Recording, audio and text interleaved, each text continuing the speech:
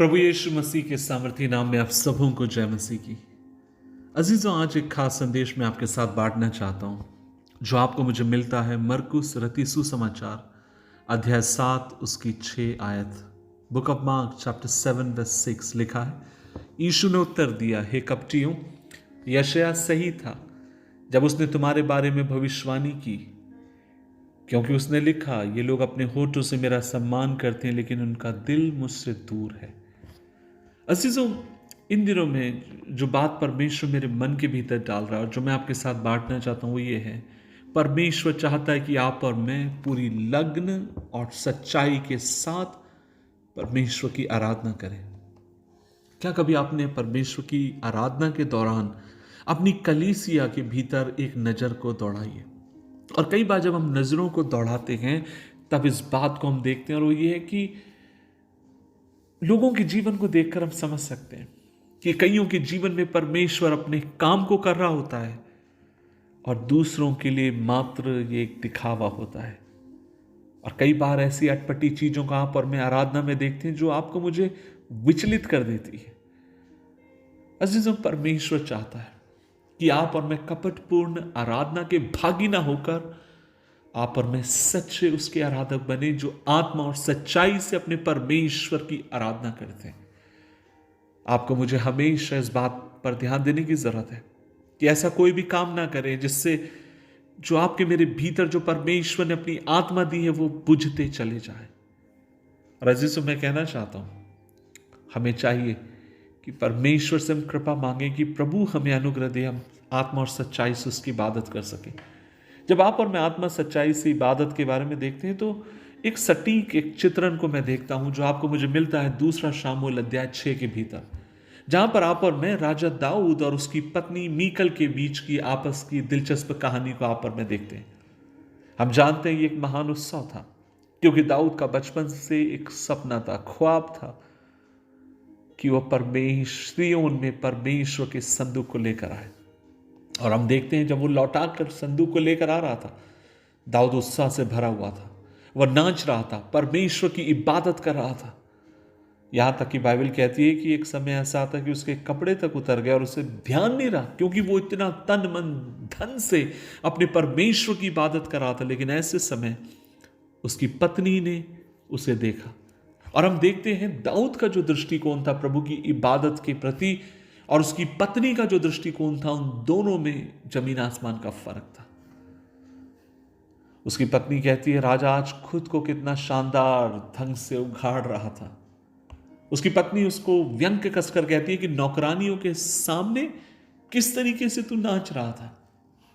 और आप और मैं देखते हैं जब दाऊद इस बात को सुनता है तो दाऊद उससे कहता है कि मैं और भी इससे ऐसी तरीके से नाचूंगा। दूसरा शामूएल अध्याय 6 उसकी 20 और 22 आयत में आप और मैं देखते हैं, क्योंकि दाऊद कहता है मैं इसलिए परमेश्वर की इबादत करूंगा क्योंकि परमेश्वर ने मुझे इज़राइल के लोगों के ऊपर राजा चुना। परमेश्वर ने मुझे राजा इसलिए बनाया ताकि मैं परमेश्वर की आराधना कर सकूं। अच्छा, तो आज मेरा यह सवाल यह है, लोगों के लिए हो सकता है मैं मूर्ख दिखूं, लेकिन मेरे लिए महत्वपूर्ण है जब मैं परमेश्वर की इबादत सच्चाई से करता हूं, मेरा खुदा मुझे देखकर प्रसन्न होता। आज से कई साल पहले की बात है, मैं आसाम में एक जगह प्रचार करने के लिए गया। मेरे ख्याल से सन 2002 की बात है। एक बड़ी सभा में प्रचार कर रहा था और प्रचार के मध्य में मैं देखता हूं, लगभग अगर मेरी यादगार सही है तो कम से कम 80 साल की एक बुजुर्ग माता जी, वो क्या कर रही थी, वो अपनी चुनरी को लेकर यहां से सामने, जहां स्टेज के सामने नीचे की तरफ, चर्च की ये बात, और वो चुनरी लेकर लहराते हुए अपने परमेश्वर की आराधना कर रही थी। मेरे कुछ मित्र जो मेरे संग थे, उन्होंने जब देखा उन्हें इतना पसंद नहीं आया। लेकिन जब मैं उस महिला के दिल को मैं देखता हूं, मुझे पता है कि वो बहुत अधिक पढ़ी लिखी नहीं थी, वो टी बागान में काम करने वाली एक महिला थी। लेकिन हो सकता है जब मैं तर्कीय बुद्धि से उस महिला को मैं देखता हूं, उस माता को मैं देखता हूं, तो शायद मैं कहूंगा कि उसे परमेश्वर की आराधना तक करना नहीं आता, चर्च में कैसे खड़ा रहना है वो नहीं आता। लेकिन मैं विश्वास करता हूं परमेश्वर उसकी दिल को देखता है और उसे स्वीकार करता है। अजीज, यहां पर जब मीकल ने अपने पति को नाचते हुए देखा तो उसका मन ईर्ष्या से भरा हुआ था। वो बड़ी बेअदबी के साथ दाऊद को उत्तर देती है। लेकिन दाऊद क्या कर रहा था? वो अपने परमेश्वर की आराधना कर रहा था, बिना शर्म के जोश के साथ अपने परमेश्वर की महिमा कर रहा था। क्योंकि दाऊद का दृष्टिकोण यह था, मैं एक साधारण सा इंसान था और मेरे परमेश्वर ने मुझे राजा बना दिया। मैं कितना भी ऊपर क्यों ना जाऊं, मैं उसकी भलाइयों को भूल नहीं सकता, इसलिए मैं उसकी इबादत करूंगा। और उसकी पत्नी की सोच ये थी, तू इस समय कौन है? तू एक राजा है। ऐसी तो क्या है परमेश्वर की आराधना? कौन सी चीज आपको मुझे प्रेरित करती है प्रभु की आराधना में? यह बात हमेशा स्मरण रखना कि मैं कौन था, मैं अयोग्य था, लेकिन मेरा प्रभु मुझे यहां लेकर आया। और कौन सी चीज आपको मुझे परमेश्वर की आराधना करने से रोकती है? आपका मेरा अहम या विचार। इस समय तू कौन है? इस समय तू कौन है? इस समय आप एक डॉक्टर हो सकते हैं, इस समय आप एक नामी वकील हो सकते हैं, इस समय आप एक नामी व्यक्ति हो सकते हैं, लेकिन कई बार आपका इस समय, who are you now, that can stop you from worshiping God, वो चीजें प्रभु की आराधना में बढ़ने से रोक सकती है। प्रभु ने कहा, तुम्हारा होठों से तुम मेरी स्तुति करते हो, लेकिन तुम्हारा दिल मुझसे दूर। और आज मैं आपसे कहूं, प्रभु कैसे लोगों को ढूंढ रहा है।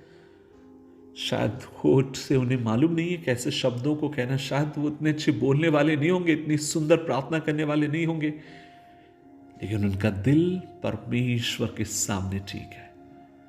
खुदा मुझे और आपको ऐसी तौफीक बख्शे कि आपका मेरा दिल उसकी उपस्थिति में निष्कपट हो, शुद्ध हो। प्रभु जी, हम दुआ करते हैं आपके अनुग्रह के लिए, आपकी कृपा के लिए। हमें सच्चे आराधक बना, कपट से बचा, छल से बचा। यीशु मसीह के नाम से मांगते हैं, आमीन, आमीन, आमीन।